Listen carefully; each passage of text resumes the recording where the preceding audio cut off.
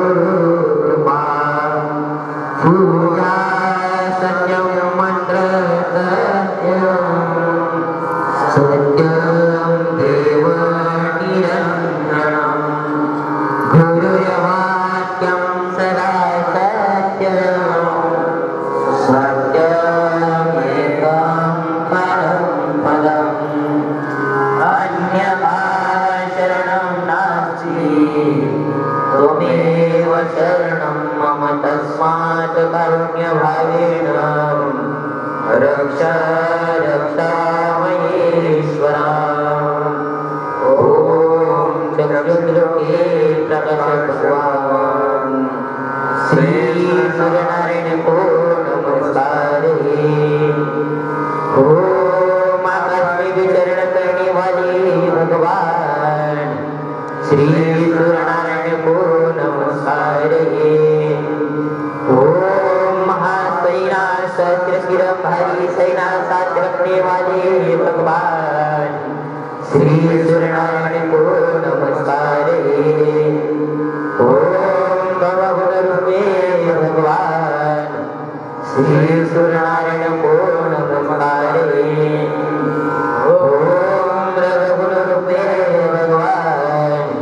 श्री सूर्यनारायण को नमस्कारे।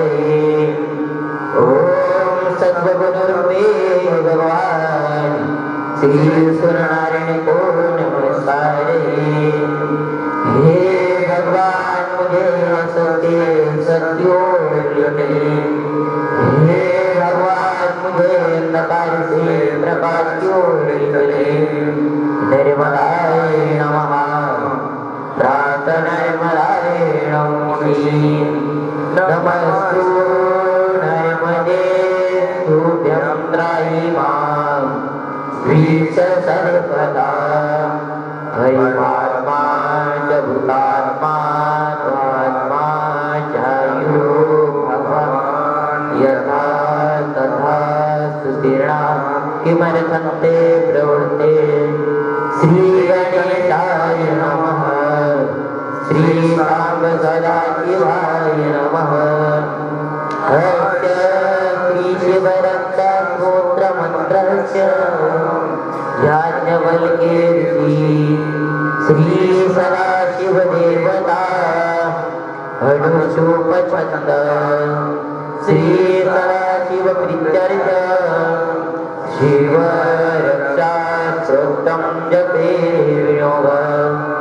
चरितं देवदेवस्य महादेवस्य पावना अपार परमोदारं चतुर्भैगस्य साधना। गौरी विनायकोपेता पंचवक्र त्रिनेत्रक शिवं ध्यात्वा शम्भूय शिव रक्षा पटेन्नर। गंगाधरं शिरपातु बालमते दुरेकर। नयने मदन्धौहि हरणो सर्पविभूषणा। गृहाण पातु पुराराजि मुखं पातु जगत्पति। शुभावागीश्वरं पातु कंधरं सिद्धिकंधर। श्रीकंठ पातु मे कंठ स्कंदो विश्वधुरंधर। भूयो भारत हरिता घोरो पातु विनायक। हृदये शंकर पातु जठरं गिरिजापति। नाभि मृत्युंजय पातु कटी व्याघ्राजिनाम्बर। सांख्ये पातु दीनार्थ शरणागत वत्सल। गुरुर्महेश्वरं पातु जानुनी जगदीश्वर। जंघे पातु जगत्कर्ता कुलपो पातु गणाधिप। चरणो करुणा सिंधु सर्वांगानि सदाशिव। एता शिव बलोपेता रक्षाय स्तुतिपटे। स भूत्वा सकल निकामा शिव सायुज्यमानुयात्। ग्रहभूत पिशाचाते त्रैलोक्ये विचरन्ति ये। पुराणासु पलायन्ते शिव नामाभिरक्षणा। अभयं कर्णामेदं कवचं पार्वतीपते। भक्त्या विभूत्या कण्ठे तस्य वस्य जगत्त्रयम्। हिमान् नारायण स्वप्ने शिवरक्षायताविष। प्रातरुद्राय योगीन्द्रो याज्ञवल्क्यस्तदायक। इति श्री याज्ञवल्क्ये स्तोत्रं त्रिशिवरक्षास्तोत्रं सम्पूर्णम्। ओंकारबिन्दु संयुक्तं नित्यं ध्यायन्ति योगिनः। कामदं मोक्षदं चैव ओंकाराय नमो नमः। नमन्त्येभ्यो देवा नमन्त्यः स्वरितागणा। नराणमन्ति देवेश नकाराय नमो नमः।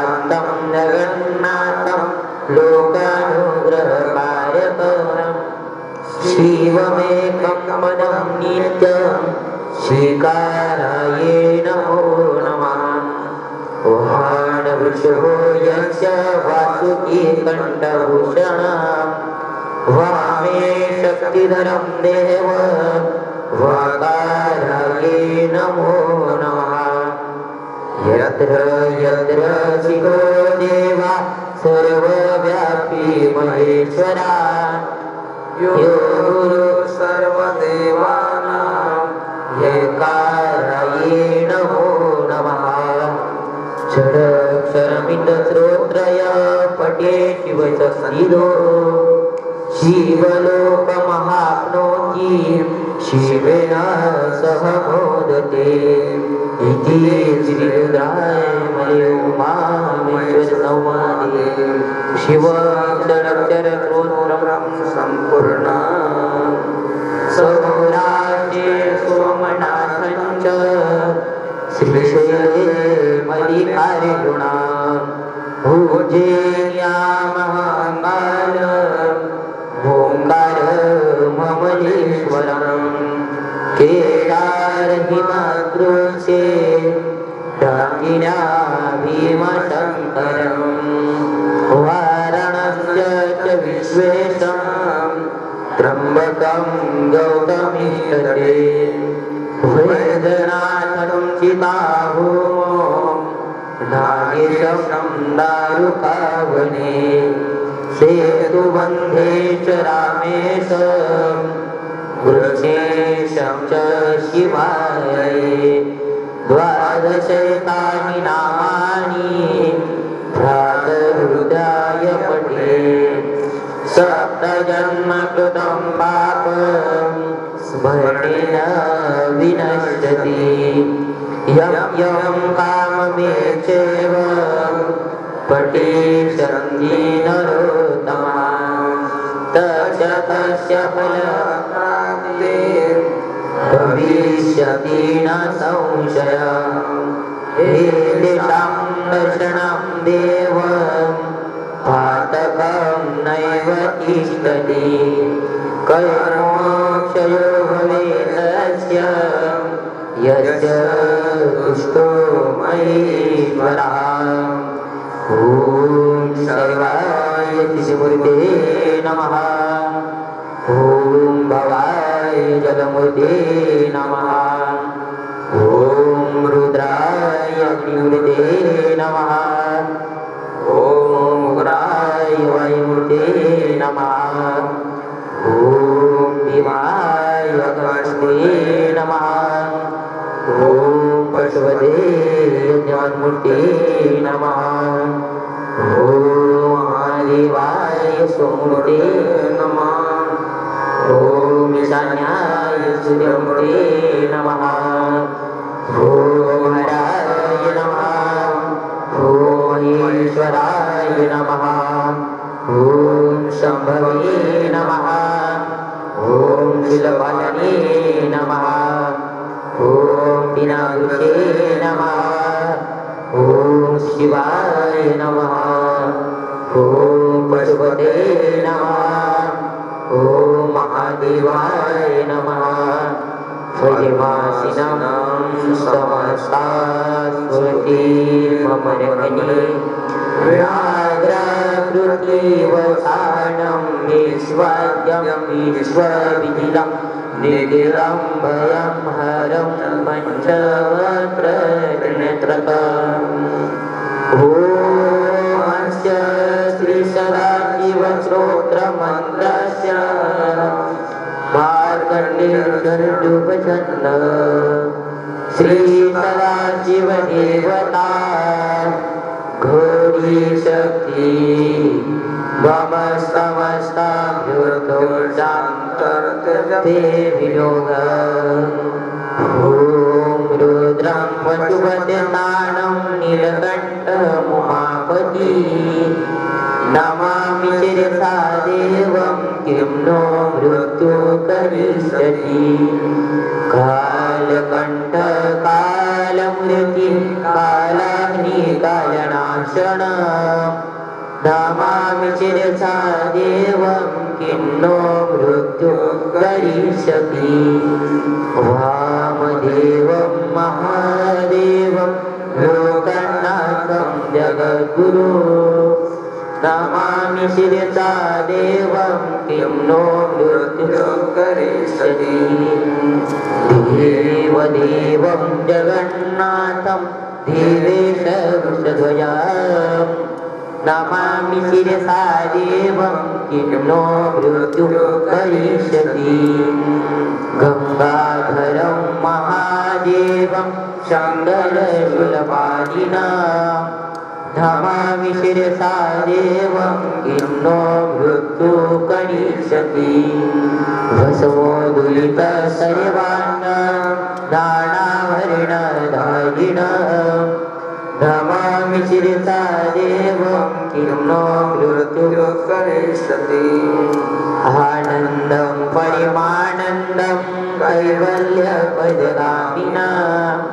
नमामि शिरसा देवं किं नो मृत्यु करिष्यति स्वर्गापवर्गदातार सृष्टिस्थित्यन्त्यकारिणं नमामि शिरसा देवं किं नो मृत्यु करिष्यति प्रलयस्थिति संहारमादि कर्तारमीश्वरं नमामि शिरसा देवं किं नो मृत्यु करिष्यति सत्यं सत्यं पुनः सत्यं मृत्युत्रभुजमुच्यते वेदशास्त्रात् परं नास्ति नैव शङ्करात्परम् मार्कण्डेय मिलश्रोत्रय पटे शिवसन्निधो मृत्युमय नास्ति अग्निशोरवयन्नहि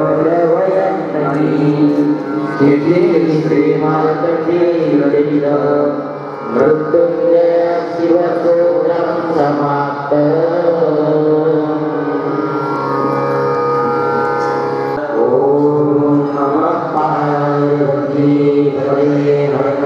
महादेव भगवान कृष्ण भगवान की जय श्रीदेव भक्त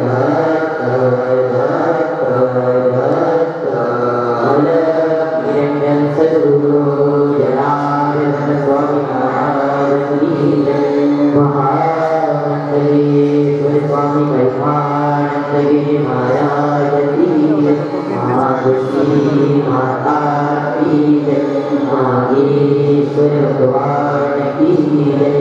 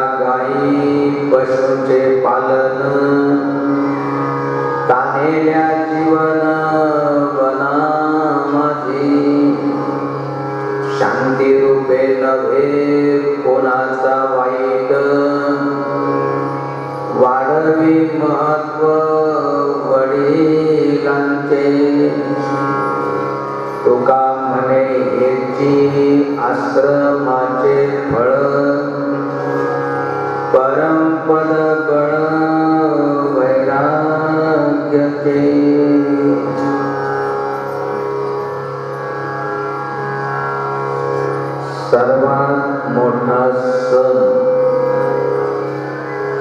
उत्सव जो केवळ आपल्या देशातच नाही तर परदेशामध्ये देखील बऱ्याचशा ठिकाणी साजरा केला जातो. हा जो सण आहे दीपोत्सवाचा किंवा दिवाळीचा,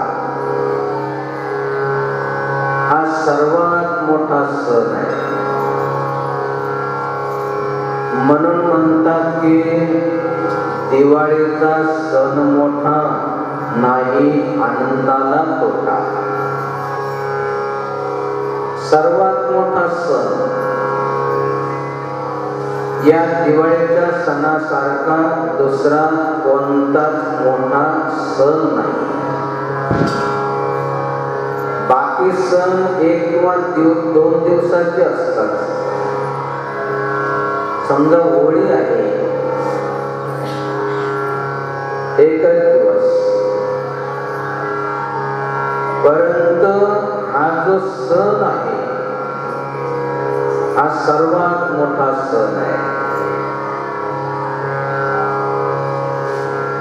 आता सांगितलं की दिवाळीचा सण मोठा नाही आनंदाला तोटा. आपल्या जीवनात तर काय, परंतु सर्वत्र जगामध्ये विश्वामध्ये शांतता निर्माण होईल, सुख समृद्धी प्राप्त होईल, आनंद प्राप्त होईल, अशा प्रकारचा हा सण आहे. परंतु प्रत्येकाच्या जीवनामध्ये, जगामध्ये, विश्वामध्ये सुख, समाधान, शांतता केव्हा मिळेल की ज्या वेळेस प्रत्येक जण खऱ्या अर्थानं हा दिवाळीचा सण साजरा करेल. खऱ्या अर्थानं म्हणजे खऱ्या अर्थानं दिवाळीचा सण साजरा केव्हा होतो? संत येती घरा तोची दिवाळी दसरा खरा. खरा दिवाळी, खरी दिवाळी, खरा दसरा केव्हा की ज्यावेळेस आपल्या घरामध्ये संत येतील. जोपर्यंत आपल्या घरामध्ये संत येत नाही तोपर्यंत खऱ्या अर्थानं दिवाळी दसरा साजरा होत नाही. आणि जोपर्यंत दिवाळी दसरा खऱ्या अर्थानं आपण साजरा करत नाही तोपर्यंत आपल्या जीवनामध्ये सुखाची, समाधानाची, शांततेची, समृद्धीची प्राप्ती होऊ शकत नाही. भलेही किती आपण दुसऱ्याला शुभेच्छा द्या, आपल्याला दिवाळीचा सण सुखाचा जाओ किंवा समृद्धीचा जाओ किंवा हॅपी दिवाळी झालं संपलं. आजकाल अशी प्रथा निर्माण झाली. एवढं म्हटलं की झाली दिवाळी. परंतु खरा दिवाळीचा अर्थ काय आहे, दसरा काय आहे हे आपण जाणून घेतलं पाहिजे. अगोदर येतो दसरा, दशहरा किंवा ज्याला सीमोल्लंघन म्हणतात. दशहरा जे 10 इंद्रिय आहे, 5 कर्मेंद्रिय आणि 5 ज्ञानेंद्रिय याच्यावरती आपण जय मिळवला पाहिजे. केवळ रावणाचा पुतळा जाळला म्हणजे दसरा झाला असं नाही. दशहरा जे 10 इंद्रिय आहे त्यांच्यावरती विजय मिळवला पाहिजे, ते आपल्या ताब्यामध्ये आले पाहिजे. आणि त्याच्यानंतर येतो हा उत्सव म्हणजे दिवाळी. दिवाळी कशी साजरी करायची तर आता सांगितलं की संत येती घरा तोची दिवाळी दसरा खरा. संत आपल्या घरामध्ये आले पाहिजे. आपल्या घरामध्ये आले पाहिजे म्हणजे जे दगड मातीनं, सिमेंटनं, विटानं जे घर बनवले त्या घरामध्ये नाही, तर आपलं जे अंतःकरणरूपी किंवा देहरूपी घर आहे त्या घरामध्ये संत आले पाहिजे. आता त्या आपल्या देहरूपी घरामध्ये संत आले कसं समजायचं तर आपल्या या देहरूपी घरामध्ये म्हणजे आपल्या अंतःकरणामध्ये, आपल्या बुद्धीमध्ये, आपल्या मनामध्ये संतांचे विचार आणि संतांचे आचार दोन्ही आले पाहिजे. केवळ विचार येऊन चालणार नाही, तर संतांनी जे सांगितलं ते आचरणही आलं पाहिजे. त्यावेळेस खऱ्या अर्थानं दिवाळी साजरी होईल. म्हणून अशी दिवाळी साजरी करायची असेल तर त्याच्यासाठी आपल्या घरामध्ये संत आले पाहिजे. म्हणजे संतांचे विचार आणि संतांचे आचार आले पाहिजे. आता सांगितलं की दिवाळीचा सण मोठा, हा साजरा कसा करायचा? तसं तर संतांच्या घरी, आम्हा घरी नित्य दिवाळी दसरा. संत म्हणतात की आमच्या घरी आमच्या घरी म्हणजे संतांचं पुढे घर असतं असं नाही. संतांचं घर असलं तर एकच घर आहे. कोणतं? हे विश्वची माझे घर. हे सर्व विश्व माझं घर आहे, आमचं घर आहे. म्हणून या विश्वामध्ये, या घरामध्ये नेहमीच 12 महिने आयुष्यभर दिवाळी साजरी झाली. परंतु काही अभागी लोकांच्या जीवनामध्ये दिवाळीच्या दिवशी देखील होळी चालू असते. मनामध्ये काम क्रोधानं सर्व शरीर जळत असतं. दिवाळीच्या दिवशी देखील त्यांच्या जीवनामध्ये सुख समाधान त्यांना मिळत नाही. काय मिळत नाही? तर संतांचे विचार नाही, संतांचं आचरण नाही. म्हणून अशा प्रकारचा दिवाळीचा सण मोठा नाही, आनंदाला तोटा. आपल्याच नाही, अनेकांच्या जीवनामध्ये आनंद प्राप्त होईल. परंतु त्याच्यासाठी हा दीपोत्सव किंवा दिवाळी साजरी कशी करायची? जसं संतांचे अनेक अभंग आहे. आता सांगितलं की संतांचे विचार आणि संतांचं आचरण आपल्या अंतःकरणामध्ये आलं. म्हणून बरेचसे अभंग 3 चरणाचे, 4 चरणाचे, 5 चरणाचे असतात. परंतु आता जो अभंग उच्चारण केला तो मात्र 6 चरणाचा आहे. आणि या 6 चरणाच्या अभंगामध्ये दिवाळी कशी साजरी करायची हे 400-450 वर्षापूर्वी जगद्गुरु तुकाराम महाराजांनी आपल्याला सांगितलं. परंतु दुर्दैवाची गोष्ट, अजूनही संतांनी जशी सांगितली दिवाळी साजरी करायला तशी करत नाही. जसं आपण जर दिवाळीचे जे दिवस बघितले, साधारणतः 6-7 दिवस हा दिवाळीचा उत्सव साजरा केला जातो. सर्वात पहिला दिवस असतो गोवत्स किंवा गोपूजनाची, गाय वासराची पूजन करणं. समजा नाही केलं तरी परंतु या दिवाळीच्या कालामध्ये गोमूत्राचा वापर केला जातो, शेणाचा वापर केला जातो, गाईच्या तुपाचा वापर केला जातो आणि केलाच पाहिजे. गाईच्या दया दुधाचा वापर केला जातो, आपण केला पाहिजे. त्याच्यानंतर येते धनत्रयोदशी, नंतर नरक चतुर्दशी, लक्ष्मी पूजन, दीपावली किंवा दीपोत्सव, बलिप्रतिपदा आणि भाऊबीज.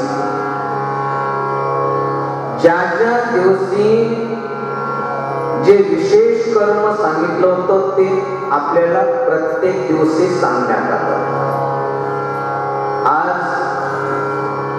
जवळजवळ म्हणजे आपण जे साजरी करतो ते दिवाळी संत साजरे करतात त्या दिवाळीचं नाही चालू. आपण ग्रहस्थाश्रमी जी दिवाळी साजरी करतात तर शेवटचा दिवस आपल्या दृष्टीला असतो तो म्हणजे भाऊबीजेचा. म्हणून आज भाऊबीज आहे.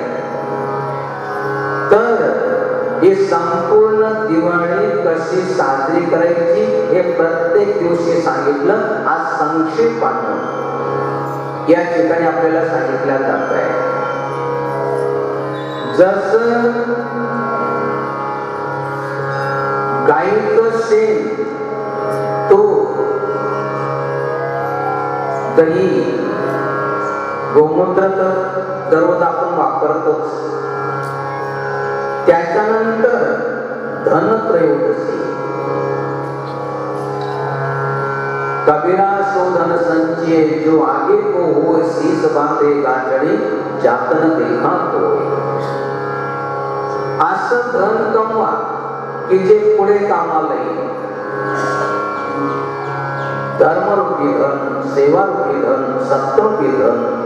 एक लक्षात ठेवा, आपल्या जीवनाचा अर्थ याच्यामध्ये आहे किंवा आपल्या जीवनाचं कल्याण याच्यामध्ये आहे की जे 4 प्रकारचे पुरुषार्थ सांगितले ते आपण प्राप्त केले पाहिजे.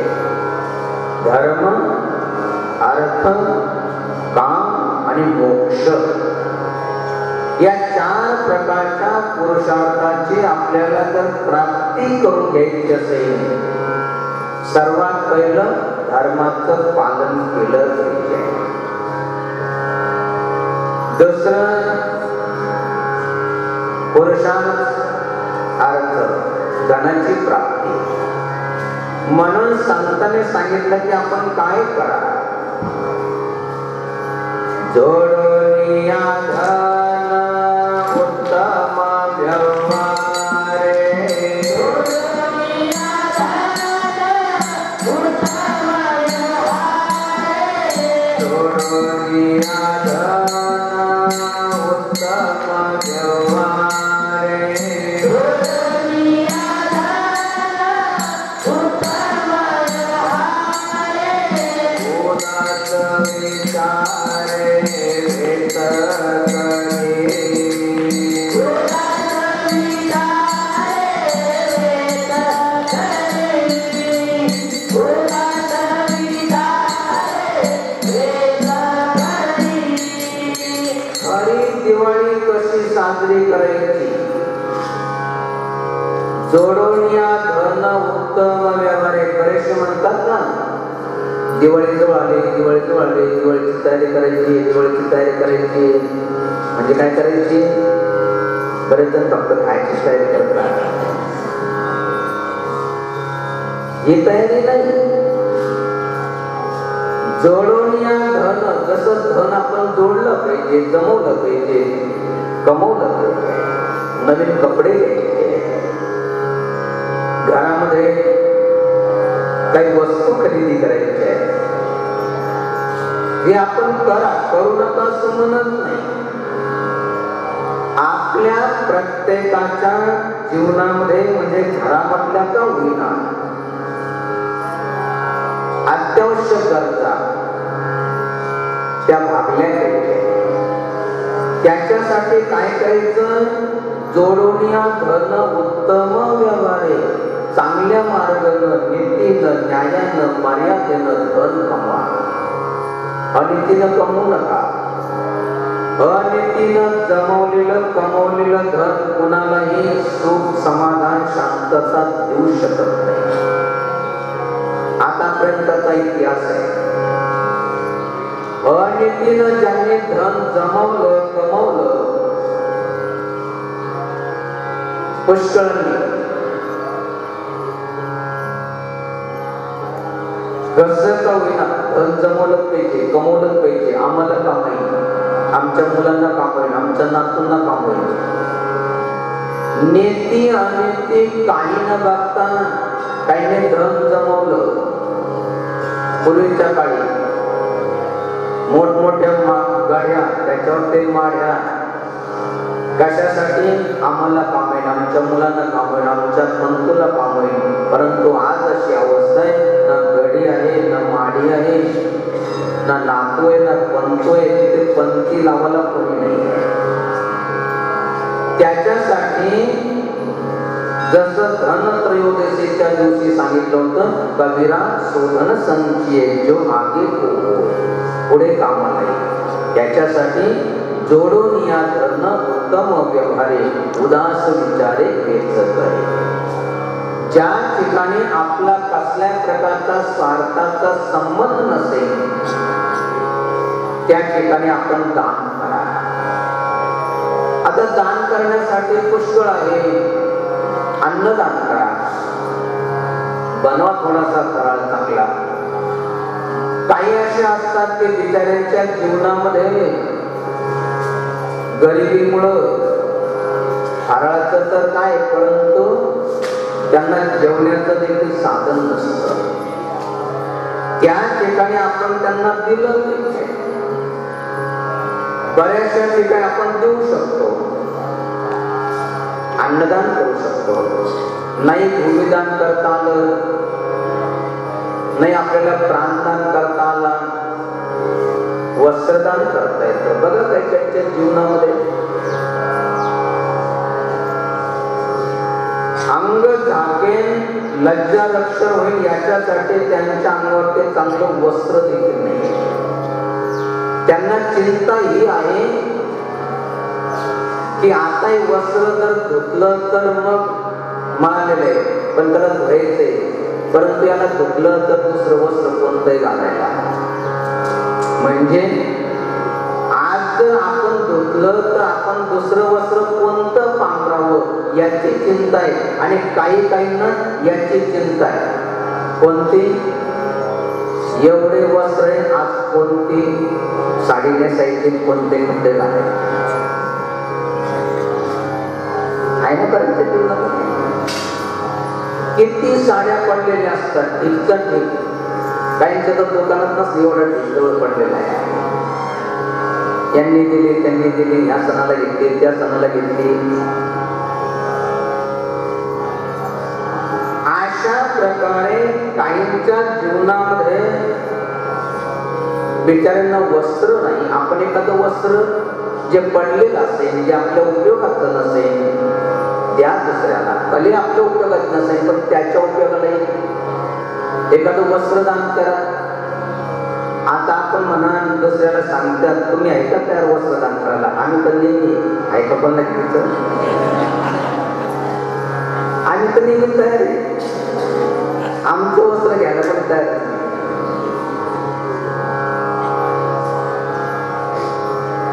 काहींच घ्यायला तयार तर द्यायला तयार नाही. आम्ही द्यायला तयार आहे, घ्यायला तयार नाही. ऐका कोणाचा मुलगा त्याला देऊन टाकतो. सांगायचं तात्पर्य की आपल्याकडं एखादं वस्त्र असेल तर दान करा.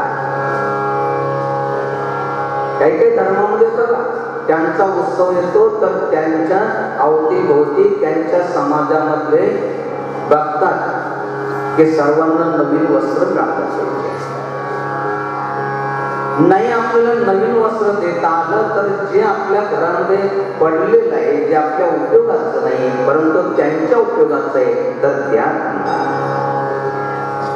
जोडून या धन उत्तम व्यवहारे दास विचारे हेच तरी त्यानं काय होईल.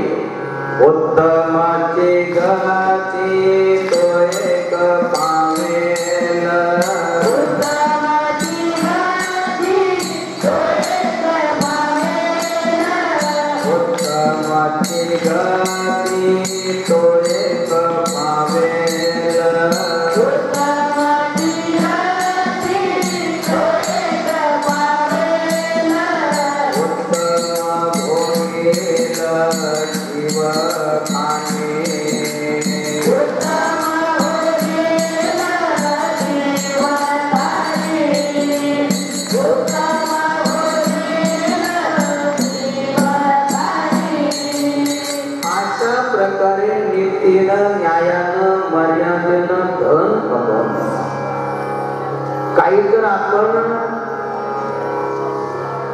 दान केलं सत्पात्राला, गोपात्राला नाही, सत्पात्राला आपण जर दान दिलं तर त्याच्यामुळं उत्तमाची गती तो एक पावेल, उत्तम भोगील जीव खाणे. आपण चांगल्या गतीला जा आणि ज्यांना दान केलं त्यांच्या जीवनामध्ये देखील काही ना काही सुख मिळेल, आनंद. तर मामा ते पुत्र्याच्या गतीला गेले पण बाकी चांगलं त्यांचं कर्म, त्याच्यामुळं त्यांच्या सेवेसाठी एवढे माणसं आहे. सांगायचं तात्पर्य स्वर्ग नरक या जगामध्ये सर्व काही आहे. त्या ठिकाणी त्यांच्या जीवनामध्ये अनुभव आले. आणि काहींचं जीवन बघितलं असं वाटतं की नरक नरक म्हणतात, याच्यापेक्षा जास्त दुःख असेल का? किती दुःख आहे, किती व्यथा आहे, किती त्रास आहे. सांगायचं तात्पर्य नीतीनं, न्यायानं, मर्यादेनं धन कमवून सर्वजण येताय, सर्वजण सुखाय कार्यासाठी थोडं बहुत करून असं म्हणत नाही की सर्वच सर्व दान करून टाका. थोडं बहुत करून आपल्या आईवडिलांची सेवा करून, पत्नीचा सांभाळ करून, मुलांना चांगले शिक्षण आणि महत्वाचे संस्कार देऊन थोडं बहुत काहीतरी खर्च करा. अन्यथा नरक चतुर्दशी. उत्तमाची गती तो एक पावेल, उत्तम भोगील जीवखानी. नरकाला जाऊ नये, चांगल्या गतीला जाईल. अजून काय करा, खऱ्या अर्थानं दिवाळी कशी साजरी करायची चालू आहे. परोपकारी परंता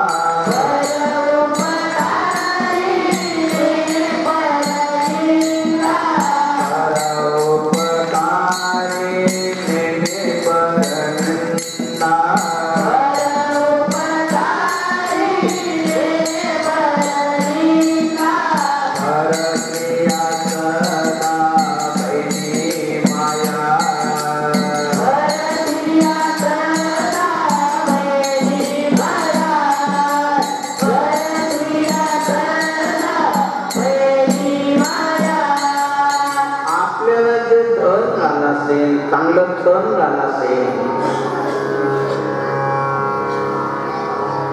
दान करण्यासाठी ज्ञान नव्हता, कधी संपणार नाही. दानाचा सिद्धांत आहे की दाता दरिद्रो न भवति. दान करणारा कधी दरिद्र होत नाही. लोकांनी उलटी भावना करून घेतलेली. काही असं वाटतं की मी दान करत गेलो, दान करत गेलो, बेकारी होऊन जाऊन काहीच राहणार नाही. नाही, चुकीच. दाता दरिद्रो न भवति. जो दान करत राहतो, देत राहतो, देऊन बघा. नसंतर जे देतात त्यांचं जीवन बघा. जो शेतकरी नेहमी देत राहतो, जमिनीला देत राहतो, खत देत राहतो, पाणी देत राहतो, बी देत राहतो, कधी दरिद्र होत नाही. परंतु जेवढं निर्माण झालं खातच राहतो, खातच राहतो, काही देतच नाही. जमिनीला खत देत नाही, पाणी देत नाही, बी देत नाही, बघ दरिद्र झाल्याशिवाय राहत नाही. जड जमिनीला एक दाणा दिला तर किती दाणे मिळतात, एक आंब्याची पोळी दिली तर किती मिळतात, सर्वांना माहित आहे. त्याच्यासाठी दुसऱ्यावरती उपकार करा. आणि परस्त्रिया सदा बहिणी माया. धनत्रयोदशी, नरक चतुर्दशी, लक्ष्मी पूजा. या देवी सर्वभूतेषु मातृरूपेण संस्थिता. नमस्तस्यै नमस्तस्यै नमस्तस्यै नमो नमः. सर्व भूत मात्रामध्ये मातेचा निवास आहे, देवीचा निवास आहे, लक्ष्मीचा निवास आहे. म्हणून लक्ष्मी पूजन केल्या जातं. लक्ष्मी कोणती? काय काय करते, फोटो आणला लक्ष्मीचा, पूजन केला, झालं लक्ष्मी पूजन. किंवा थोडेसे पैसे ठेवले, झालं लक्ष्मी पूजन. लक्ष्मी पूजन म्हणजे काय? सन्मान करा देवीचा. कुठे देवी? या देवी सर्व भूतेषु मातृरूपेण संस्थिता. अनेक रूप आहे, जसे अनेक नाव आहे. प्रवचनाच्या अगोदर जसं ओम जयंती मंगला काली भद्रकाली कपालिनी दुर्गा क्षमा शिवा धात्री स्वाहा स्वधा, तसे अनेक रूप आहे. अशी जी लक्ष्मी आहे, सरस्वतीच्या रूपानं असेल, कालीच्या रूपानं असेल, महाकालीच्या रूपानं असेल, लक्ष्मीच्या रूपानं असेल, लक्ष्मी पूजन फोटो आणलाच पाहिजे असं आणू नका असं बिलकुल म्हणत नाही. आणा, पूजन करा लक्ष्मीचं.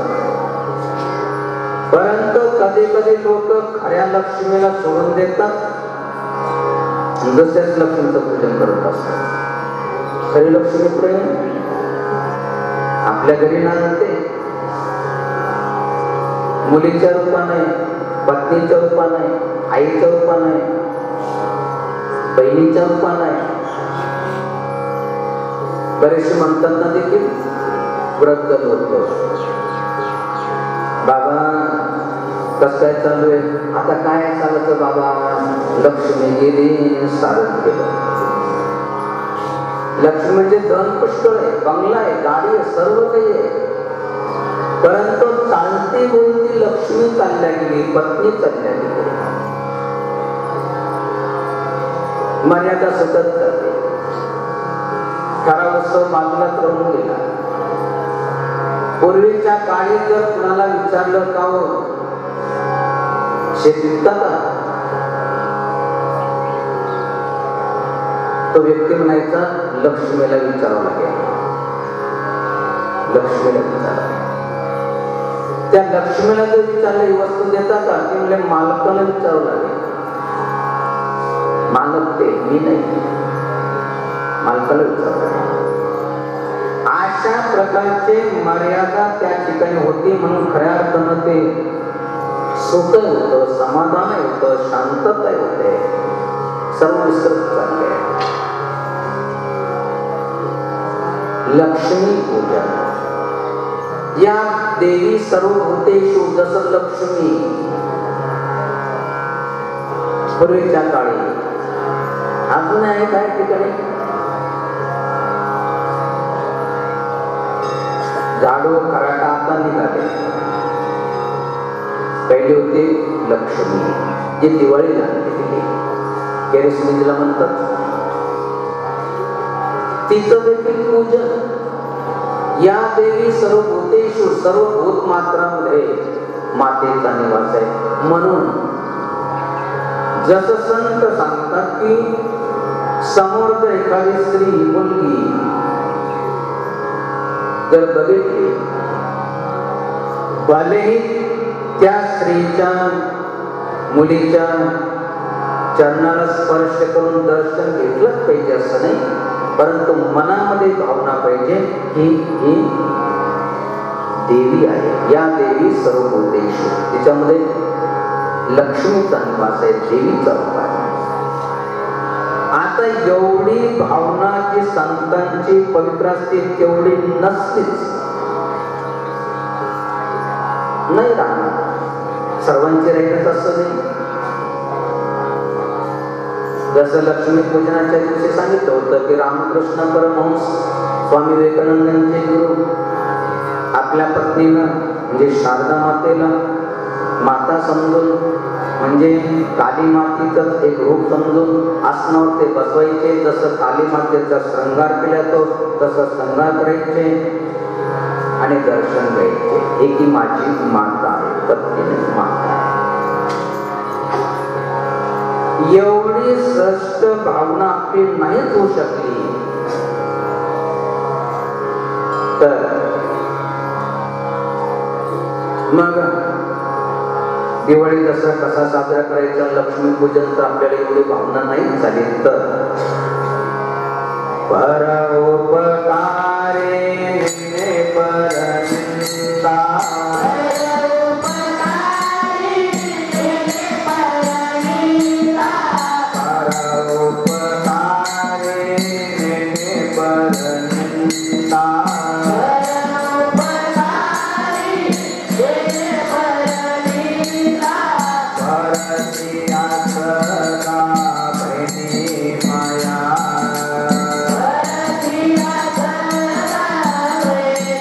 Bye.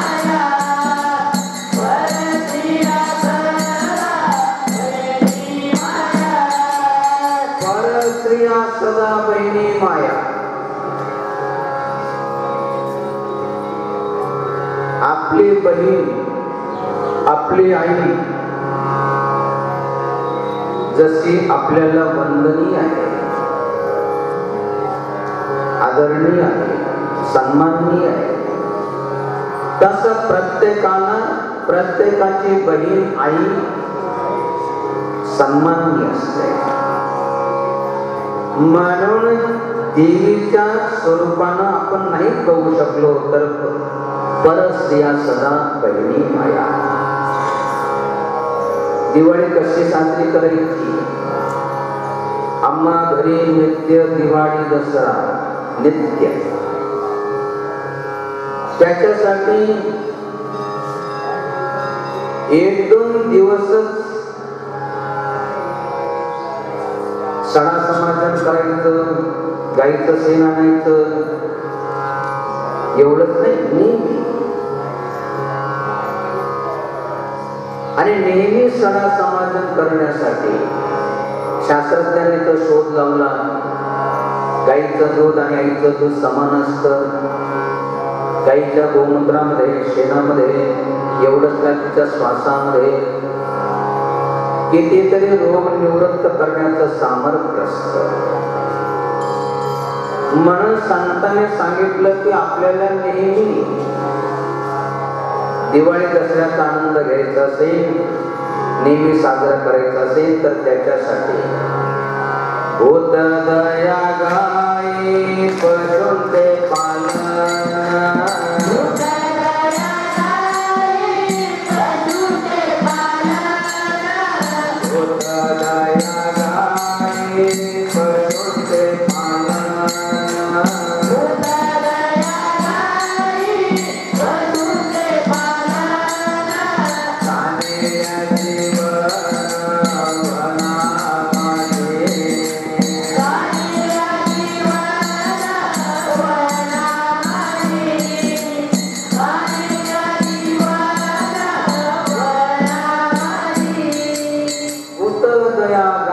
पशुचे पालन दया धर्म का मूल है. सर्व धर्माचं मूळ दया आहे, असलंच पाहिजे. आणि ज्या धर्मामध्ये दया नाही तो कधी धर्म होऊ शकत नाही. दया धर्म का मूल है, अहिंसा धर्मो धर्म. महाभारत.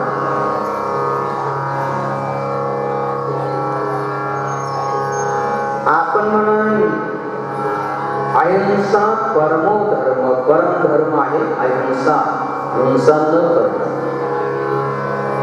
आणि त्या महाभारताच्या युद्धामध्ये किती हिंसा झाली. हिंसा टाळण्याचा प्रयास पांडवांनी, भगवान श्रीकृष्णांनी शेवटच्या क्षणापर्यंत केला. शेवटच्या क्षणात शेवटी तर कौरवांकडे गेले, हात जोडून पाया पडून त्यांना विनंती केली की युद्ध थांबलं, युद्ध होता कामा नये. युद्ध जर झालं प्रचंड जीव हिंसा होईल. त्याच्यासाठी अजूनही युद्ध थांबवा, अर्ध राज्य त्यांना देऊन टाका.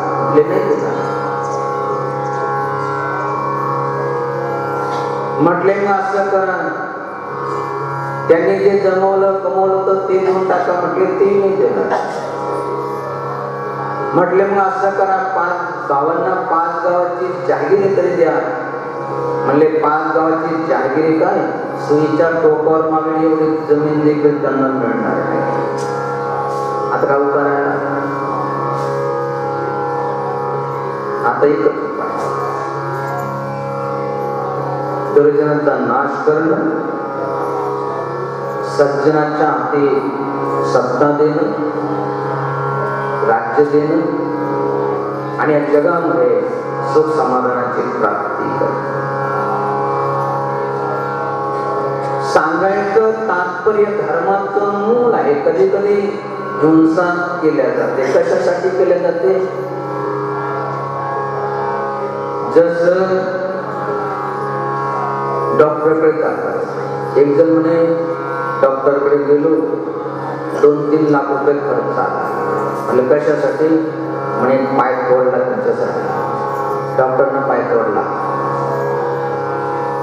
केसनी केली फोडली, उलट 4-5 लाख रुपये दिले, पाय सोडून घेतला स्वतःचाच.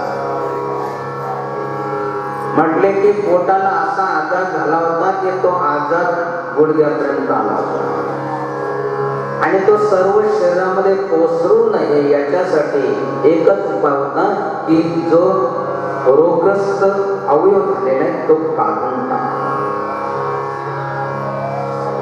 तसं या सर्व जगामध्ये सुख समाधान शांतताची प्राप्ती व्हावी याच्यासाठी जे अशांतता पसरवतात त्यांना म्हणतात आतताई. शास्त्रीय शब्द आहे आतताई, आताचा शब्द आहे आतंकी. जे कोणत्याही उपायाला अग्नी लावून वीज देऊन स्वार्थाचा संबंध नसताना देखील हिंसा करतात. दुर्जन कोटा सांप से प्यासे विष बचाए, सांप मिले मार्ग तजे, दुर्जन तजा न जाए. सापापेक्षा सिंहापेक्षा दुर्जन महाभयानक. सिंहाला भूक लागल्यानंतर एखाद्या प्राण्याचा जीव घेतो आणि एवढे मारतात पण पोटानं काही खातात का त्यांना मारल्यानंतर? विनाकारण. त्यांचा कसल्या प्रकारचा अपराध नाही. भूतदया गाई पशुचे पालन तानेल्या जीवन मना माझी.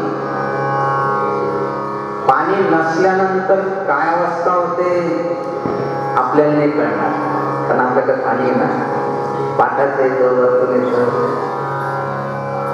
जिथं नाही तिथं सगळं का.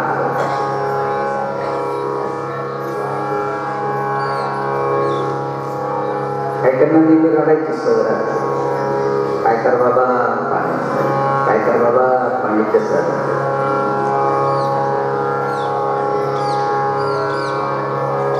रडायची सवय, त्याच्यात काही उपाय शोधा.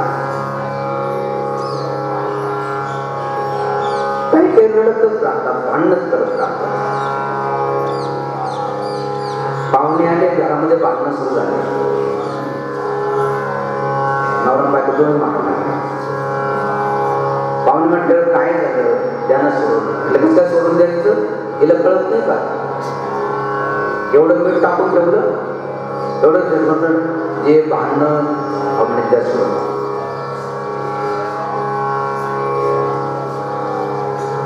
मोठ्या मुश्किलनं भांडण.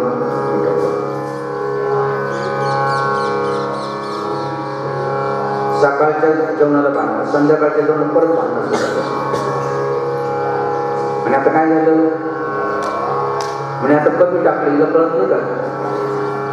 थोडं जास्त टाकलं, सकाळी जास्त झालं तर भांडण, दुसऱ्या दिवशी परत भांडण. आणि आता काय झालं, सकाळी कमी झालं होतं, एक वेळ जास्त झालं होतं आणि आता बरोबर आहे. काल कळालं नाही गेला,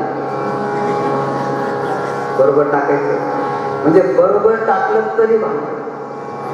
काल करतात नव्हतं, बरोबर टाकत नव्हतं, मग काल कसं करत. सांगायचं तात्पर्य शांती रूपे नव्हे कुणाचा वाईट, वाढवी महत्व वडिलांचे, तुका म्हणे आश्रमाचे फळ, परमपद फळ वैराग्याचे. हे 4 प्रकारचे पुरुषार्थ, धर्म, अर्थ आणि काम आणि मोक्ष, हे जर प्राप्त करायचे असेल तर त्याचा उपाय जोडून या धन उत्तम व्यवहार एकदाच विचारे करी, उत्तमची गती तो एक पावेल, उत्तम भोगिल जीवकानी, परोपकारी नेने परनिंदा, परस्त्रिया सदा बहिणीमाया, भूतदया काही पशुचे पालन तानेल्या जीवन वना माझी. शांती रूपे नव्हे कोणाचा वाईट, वाढवी महत्व वडिलांचे, तुका म्हणे आश्रमाचे फळ आणि परमपद फळ वैराग्याचं. अशा प्रकारे जीवा जगण्याचा किंवा जीवन सार्थक होण्याचा जो मार्ग आहे तो कोणता की चतुर्विध पुरुषांची प्राप्ती झाली पाहिजे. धर्म, अर्थ, काम आणि मोक्ष. अशा प्रकारे खऱ्या अर्थानं आपण जर हा दिवाळीचा सण साजरा केला आता सांगितल्याप्रमाणे तर प्रत्येकाच्या जीवनामध्ये सुखाची, समाधानाची, शांततेची प्राप्ती होईल आणि मृत्यूनंतर मोक्षाची प्राप्ती होईल. म्हणून जीवनसपणे सुखाची, समाधानाची, शांततेची प्राप्ती करून घ्यायची असेल तर त्याच्यासाठी आपण आपल्या जीवनामध्ये काय केलं पाहिजे तर चतुर्विध पुरुषार्थाची प्राप्ती करून घेतली पाहिजे. आणि ती कशी करून घ्यायची याची स्मृती देण्यासाठी ऋषीमुनी, साधू संतांनी सण उत्सवाची आयोजना केली. दीपावलीच्या निमित्तानं जसं आपण दररोज म्हणतो, हे भगवान मुझे अंधकार से प्रकाश तोड़ने चले, दीपोत्सव. हा दिवा तर लावा, परंतु त्याच्यापेक्षा याला तर तोप लागतं, पंथी लागते, वात लागते. पण दुसरा एक दिवा आहे, त्याला पंथी लागत नाही, वातही लागत नाही, तोपही लागत नाही आणि तो विजतही नाही. कोणता? ज्ञानाचा दिवा घरोघरी लावा. तर घरोघरी म्हणजे आपल्या अंतःकरणामध्ये ज्ञानाचा दिवा लागला पाहिजे. जे जे आपणाशी जावे ते इतरांना सांगावे, ज्ञानी करून सोडावे. सगळं जण म्हणून आपल्याला आपल्या गुरुनं, आपल्या आईवडिलांना जे चांगले संस्कार दिले असेल ते दुसऱ्याला दिले पाहिजे. म्हणून त्या तपोभूमीमध्ये आपल्याला खूप काही एक ज्ञानाचा ठेवा, अध्यात्माचा ठेवा साधू संतांनी या ठिकाणी निर्माण करून ठेवलेला आहे. आता आपल्याला निर्माण करण्याची आवश्यकता नाही. आपल्याला आवश्यकता आहे की इथली जी दिव्य शक्ती आहे, इथलं जे ज्ञान आहे, जो आध्यात्मिक वारसा आहे आणि अलौकिक या ठिकाणी जी धनसंपदा आहे. कोणती धनसंपदा? जसं गुरुदेव बाबाजींनी म्हणायचे, आमचे धन भयविरहित पडले आहे मैदानात. पुढे झाकून नाही ठेवले, मैदानात आहे, घेऊन जा, त्याला पाहिजे ना. कोणतं धन? आमचे धन भयविरहित, त्याला भय कसलंच नाही, कोणाचं नाही, कोणाचंच नाही. आमचे धन भयविरहित पडले आहे मैदानात, हे धन घेऊन जा. नाही कबीरा शोधन संगीत पुढे कामाला आहे. सेवा रूपी, भक्ती रूपी धन, ज्ञान रूपी धन, अध्यात्म धन ते आपण घेऊन जा. बाकी धन आपल्याला नाही देता आलं, हे धन आपल्याला द्या. त्याच्यामुळं वाट सांगे त्यांच्या पुण्या नाही फार होतो उपकार अभिनेत. म्हणून असं धन आपण जमवलं पाहिजे, कमवलं पाहिजे. सर्वजण काय, सर्वजण सुखाय काय यासाठी आपण ते वाटलं पाहिजे. आणि ते वाटायचं असेल तर त्याच्यासाठी काही नियम घेतले पाहिजे, काही आचार घेतले पाहिजे, काही विचार घेतले पाहिजे. म्हणून जसं संतांनी सांगितलं, लवकर झोपे लवकर उठे, तया धन आरोग्य संपदा सर्व काही कसल्याच प्रकारची म्हणून राहणार नाही. परंतु त्याच्यासाठी लवकर झोपलं पाहिजे, लवकर उठलं पाहिजे, प्रातःकाळी उठावे, काही पाठांतर करावे, यथाशक्ती आठवावे सर्वोत्तमासे. आणि ते जर करायचं असेल तर जसं महान संत बैठावाई तुम्ही सांगते की सकाळी उठलं पाहिजे, उठून काय केलं पाहिजे? स्नान संध्या जप नित्य अनुष्ठान करी सावधान नसते. म्हणजे ज्ञानी असतात, धर्मात मानतात, पुण्यात मानतात, ब्रह्म मोठा बोलतात आणि काय करतात? स्नान करतात, संध्या करतात, जप करतात, भगवंताचं ध्यान करतात, भगवंताची पूजापाठ करतात, भगवंताची आरती करतात.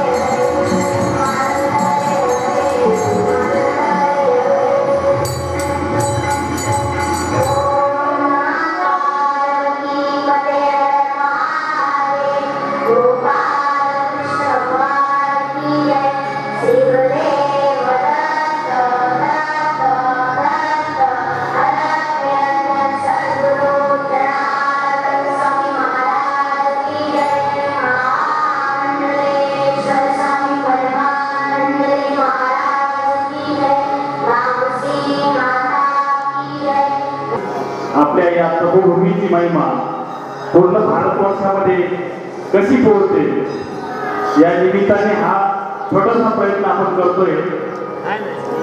या प्रयत्नात निश्चितच आपल्याला यश मिळेल असं मला नागेश्वर चरणी मी प्रार्थना करतो आणि आपण त्याच्यात यशस्वी होऊ. आताच आज आपण 2-3 महत्वाचे निर्णय झाले. आपला कलशरोहणाचा कार्यक्रम सुद्धा या पुढच्या महिन्यात डिसेंबर महिन्यामध्ये त्या दत्त जयंतीच्या निमित्ताने जो कार्यक्रम आपला दरवर्षी होतो या कार्यक्रमाच्या दरम्यानच आपण तो करण्याचा प्रयत्न करू. ग्रामस्थ आपल्याबरोबर राहणारच आहे.